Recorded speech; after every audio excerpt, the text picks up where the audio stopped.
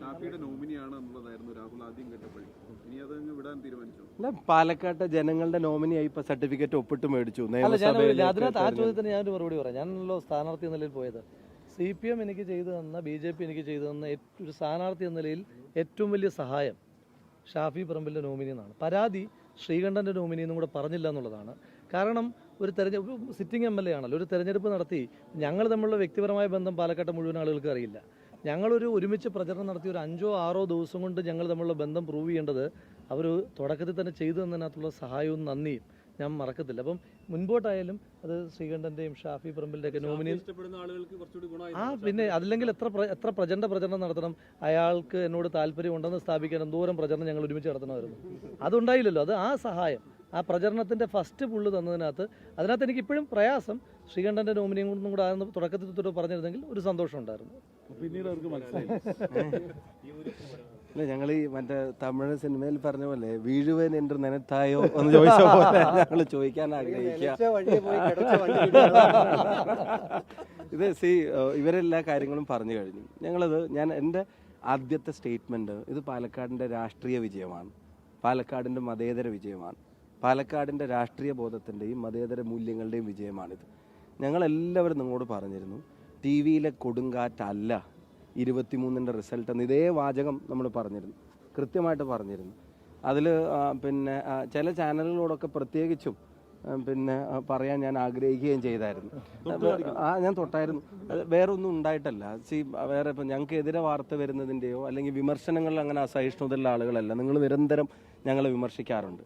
പക്ഷേ ഒരു തരം പിന്നെ വേട്ടയാടുന്നത് പോലെ തരത്തിലുള്ളൊരു പ്രചരണങ്ങൾക്ക് ഇപ്പം ചിലർ പെട്ടിയൊക്കെ റീക്രിയേറ്റ് ചെയ്യുന്നതൊക്കെ കണ്ടായിരുന്നു. ഞാനൊരു ദിവസം അവിടെ ചെന്നപ്പോൾ റീക്രിയേറ്റ് ചെയ്യുന്ന, അപ്പം അന്നൊക്കെ ഞങ്ങൾ പറഞ്ഞത് ജനങ്ങൾ ഇതെല്ലാം നോട്ട് ചെയ്യുന്നുണ്ടെന്ന് തന്നെ. രണ്ടാമത് അപ്പോൾ പിന്നെ മാധ്യമങ്ങൾ ചോദിച്ചൊരു ചോദ്യം, ഇവിടുത്തെ ഇലക്ഷൻ്റെ സ്ട്രാറ്റജി നിശ്ചയിക്കുന്ന കാര്യത്തിൽ നിങ്ങൾ പരാജയപ്പെട്ടില്ലേ, അവർ മുൻപന്തിയിൽ വന്നില്ലേ, ഈ വിവാദങ്ങളൊക്കെ ആൻറ്റി ഗവൺമെൻറ് പോളിസികൾ ചർച്ച ചെയ്യുന്നതിൽ ഒളിച്ചോടാൻ അവർക്ക് സഹായകമായില്ലേ.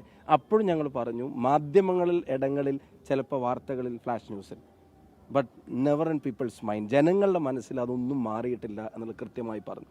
പിന്നെ BJPയെ പാലക്കാട് നിന്ന് മാറ്റാൻ പാലക്കാട്ടെ ജനങ്ങൾ തീരുമാനിച്ചിട്ടുണ്ട്. ഇനി നഗരഭരണം ഉൾപ്പെടെയുള്ള കാര്യങ്ങളിൽ പാലക്കാട്ടെ ജനത ഒരു തീരുമാനമെടുത്തിട്ടുണ്ട്.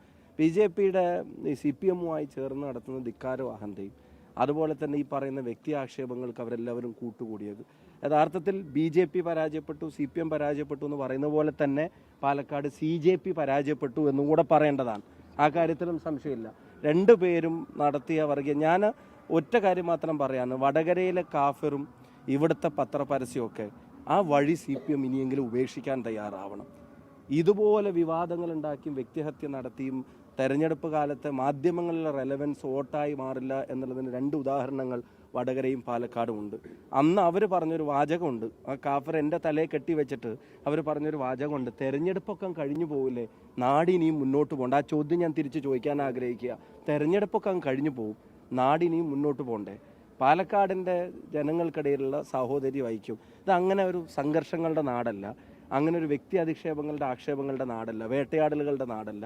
ഇവിടെ എതിർ രാഷ്ട്രീയ പ്രസ്ഥാനത്തിലെ ആളുകൾ പോലെയാണെങ്കിലും ഒരു സ്മൂത്തായിട്ടുള്ള ഒരു പുഞ്ചിരി കൊണ്ട് അവനവൻ്റെ രാഷ്ട്രീയം മുറുകെ പിടിക്കുമ്പോഴും പരസ്പരം സ്നേഹിക്കുന്ന ഒരു ജനതയുള്ള നാടാണ്. ആ സ്നേഹത്തെ കളങ്കപ്പെടുത്താൻ ആരെയും അനുവദിക്കില്ല എന്ന ജനതയുടെ തീരുമാനമാണ്. ഇനി ഒരു കാര്യം കൂടെ ഞാൻ പറയാം, ദയവ് ഇത് ഈ തെരഞ്ഞെടുപ്പിനെ ജാതിയുടെയും മതത്തിൻ്റെയും അക്കൗണ്ടുകളിലേക്കും കള്ളികളിലേക്കും മരിച്ചു വെക്കാൻ അവർ തയ്യാറാവരുത്.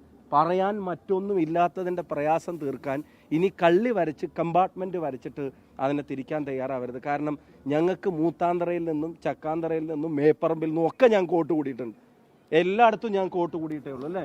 ഞങ്ങൾക്ക് നോർത്തിലും സൗത്തിലും ഈസ്റ്റിലും വെസ്റ്റിലും വരെ ഞങ്ങൾക്ക് കോട്ട് കൂടിയിട്ടുണ്ട്. അപ്പം ഞങ്ങളുടെ വോട്ട് വർദ്ധിച്ച ഇടങ്ങൾക്ക് ജാതിയുടെ വേർതിരിവുകളില്ല, മതത്തിൻ്റെ കമ്പാർട്ട്മെൻറ്റുകളില്ല. പാലക്കാട്ടെ ജനതയുടെ സ്നേഹം പോലെ വിശാലമായിട്ടാണ് ഇത്തവണ തെരഞ്ഞെടുപ്പിൽ രാഹുൽ മാങ്കൂട്ടത്തിൽ ചരിത്ര ഭൂരിപക്ഷത്തോടെ പാലക്കാട് നിന്ന് കേരള നിയമസഭയിലേക്ക് പോകുന്നത്. കഴിഞ്ഞ ദിവസം ചില കണക്കൂട്ടുകളിലൊക്കെ കഴിഞ്ഞ് ആശങ്കയാണോ ബുദ്ധിമുട്ടാണോ എന്നൊക്കെ ചോദിച്ചപ്പോൾ നിങ്ങളോട് പറഞ്ഞിരുന്നു, ഒരാൾ പാലക്കാട് നിന്ന് ഈ തെരഞ്ഞെടുപ്പിൽ ജയിച്ച് നിയമസഭയിലേക്ക് പോകുമെങ്കിൽ അത് രാഹുൽ മാങ്കൂട്ടത്തിലായിരിക്കും എന്നുള്ളത് ജനങ്ങളുടെ സ്നേഹം കണ്ടിട്ട് പറഞ്ഞതാണ്, ഞങ്ങളുടെ ആരെയും അഹങ്കാരം പറഞ്ഞതല്ല. ആ ജനതയ്ക്ക് ഈ വിജയം സമ്മാനിക്കുന്നു. പാലക്കാട്ടെ ജനങ്ങളുടെ വിജയമാണ്. ഞങ്ങളുടെ എല്ലാവരുടെയും മേലെ, സ്ഥാനാർത്ഥിയുടെ മേലെ, പാർട്ടിയുടെ മേലെ, മുന്നണിയുടെ മേലെ ഇത് പാലക്കാട്ടെ ജനങ്ങളുടെ വിജയമാണ്. അവർക്കിത് സമർപ്പിക്കുന്നു. അവരോടുള്ള നന്ദി 2011 മുതൽ ഇപ്പോഴായി 24 വരെയുള്ള ഈ തെരഞ്ഞെടുപ്പിൽ ഞങ്ങളെ താഴെ വീഴാതെ നോക്കി പിടിച്ചു നിർത്തിയത് പാലക്കാട്ടെ ജനങ്ങളാണ്. അത് ഒരിക്കലും മറക്കാൻ പറ്റില്ല. ഒപ്പം ഞാൻ ഒരു വരിയും കൂടെ ചേർത്ത് പറയാൻ ആഗ്രഹിക്കുന്നു. ജയിച്ചു കഴിഞ്ഞിട്ടാണെങ്കിലും പാലക്കാട്ടെ തെരഞ്ഞെടുപ്പിൻ്റെ അജണ്ട വെച്ചിട്ട് കുറച്ച് ദിവസം ഞാൻ നിരന്തരം പാലക്കാട്ടേക്ക് വന്നിട്ട്, ഞാൻ ഇന്നലെ വടകര പോയിരുന്നു. അവിടെ ചെന്നിറങ്ങിയപ്പോൾ അവിടുത്തെ ആൾക്കാർ ഒരു 2 ആഴ്ചയായിട്ട് ഇവിടെ കണ്ടില്ലല്ലോ എന്നല്ല എന്നോട് ചോദിച്ചത്, പാലക്കാട് ജയിച്ചിട്ടല്ലേ ഇനി ഇങ്ങോട്ട് തിരിച്ചു വരുള്ളൂ എന്നാണ് വടകരക്കാരും ചോദിച്ചത്. അപ്പോൾ അവരോടുള്ള നന്ദി അറിയിക്കുന്നു. ജനങ്ങളാണ് രാഷ്ട്രീയത്തിൽ വരുത്. ഒരു കള്ളപ്രചരണത്തിനും അത് തകർക്കാൻ കഴിയില്ല, ഒരു വ്യാജ പ്രചരണത്തിനും ഇല്ലാതാക്കാൻ കഴിയില്ല, ഒരു ഭരണകൂട ഗൂഢാലോചനകൾക്കും അതിനെ തകർക്കാൻ കഴിയില്ല. ഒരു തരത്തിലുള്ള അധിക്ഷേപങ്ങൾക്ക് മുമ്പിലും ജനങ്ങളുടെ ശക്തി അലിഞ്ഞില്ലാതാവുകയില്ല. തുടർച്ചയായിട്ട് വരുന്ന ഒരു തെരഞ്ഞെടുപ്പ് വടകരയിലേക്ക് മാറിയപ്പോൾ വന്നപ്പോൾ തെരഞ്ഞെടുപ്പാണ്. അപ്പോൾ ഈ പ്രചരണ ഘട്ടത്തിൽ ഒരുപാട് വിവാദങ്ങളും ഒക്കെ വന്ന സമയത്ത് ഏതെങ്കിലും ഘട്ടത്തിൽ എനിക്ക് ശേഷം വരേണ്ട ഒരാൾ തീർച്ചയായും ജയിക്കണം, ഞാനൊരു സമ്മർദ്ദത്തിലേക്ക് പോകുന്നെന്ന് ഏതെങ്കിലും ഘട്ടത്തിൽ തോന്നിയിരുന്നു? അല്ല, ജയിക്കണം എന്നുള്ളത് ഞാൻ ഇവിടുന്ന് പോയി അവിടെ ജയിച്ചപ്പോൾ തൊട്ടുള്ള ആഗ്രഹം അതാണല്ലോ. അത് ഒരു ഘട്ടത്തിലല്ല, എല്ലാ ഘട്ടത്തിലും ജയിക്കണം തന്നെയാണ് ആഗ്രഹം. അത് കേവലം വ്യക്തിപരമായിട്ടുള്ള എൻ്റെ പിന്തുടർച്ച അവകാശം എന്നുള്ളതല്ല. വിവാദങ്ങൾ നിരന്തരം ഉണ്ടാകുമ്പോഴും ഞങ്ങൾ നിങ്ങളോട് നടത്തിയ പ്രതികരണങ്ങളൊക്കെ നിങ്ങളുടെ മുമ്പിലില്ലേ? നിങ്ങളുടെ ആർക്കൈവ്സിൽ അത് കൃത്യമായിട്ട് ഉണ്ടാവുമല്ലോ. ഞങ്ങൾ പറഞ്ഞത് എന്താ? ഇതല്ല പാലക്കാട്ടെ ഇലക്ഷൻ അജണ്ട, ഇതൊന്നും പാലക്കാട്ടെ തെരഞ്ഞെടുപ്പിന്റെ ജനവിധിയെ ബാധിക്കില്ല എന്നുള്ളത് കൃത്യമായിട്ട് ഞങ്ങൾ പറഞ്ഞു വെച്ചിട്ടുണ്ടായിരുന്നില്ലേ? അത് എന്തിനുള്ള ശ്രമമായിരുന്നു എന്നുള്ളത് ജനങ്ങളോട് കമ്മ്യൂണിക്കേറ്റ് ചെയ്യാൻ ഞങ്ങൾക്ക് പറ്റി. 2, ഇവരുടെ രണ്ടുപേരുടെയും ഒരേ സ്വരം, അത് കേരള രാഷ്ട്രീയം ശ്രദ്ധിക്കേണ്ടതാണ്. ഞാൻ അവസാനിപ്പിക്കുകയാണ്. കേരള രാഷ്ട്രീയം ശ്രദ്ധിക്കേണ്ടത്, ഇത്തരം കാര്യങ്ങൾ വരുമ്പോൾ BJPയുടെ അതേ ശബ്ദത്തിൽ CPM കേരളത്തിൽ സംസാരിച്ചു തുടങ്ങുന്നു. അത് ഇവിടുത്തെ പത്രപരസ്യം, മുഖ്യമന്ത്രിയുടെ പ്രചരണം, അതുപോലെ തന്നെ അവരെടുത്ത നിലപാടുകൾ, ഇവിടെ ഒരു മന്ത്രിയൊക്കെ നടത്തിയ പ്രവർത്തനങ്ങളും ആക്ഷേപങ്ങൾക്കൊക്കെ കയ്യും കണക്കും ഉണ്ടോ? ഒരു മന്ത്രി നേരിട്ട് നിന്നിട്ടാണ് ഇത്തരം തിരക്കഥകൾക്കെല്ലാം നേതൃത്വം നൽകിയത്. അതിനോട് കൂട്ടുകൂടിയിട്ട് ഞാൻ അവിടെ പറഞ്ഞ വാചകമാണ്, ആ സംഘനൃത്തത്തിൽ BJP ആ ഗ്രൂപ്പ് ഡാൻസിൽ ഇവരോടൊപ്പം ചേർന്നു. അത് കേരള രാഷ്ട്രീയം ശ്രദ്ധിക്കേണ്ട ഒന്നാണ്, CPM പ്രവർത്തകരും ശ്രദ്ധിക്കേണ്ട ഒന്നാണ്. ഒരു സംശയ കാര്യത്തിൽ വേണ്ട. അപകടകരമായ ആ പ്രവണതയെ കേരളത്തിൻ്റെ ജനാധിപത്യ മനസ്സ് അംഗീകരിക്കില്ല എന്നുള്ള വിധിയെഴുത്താണ് 18,840.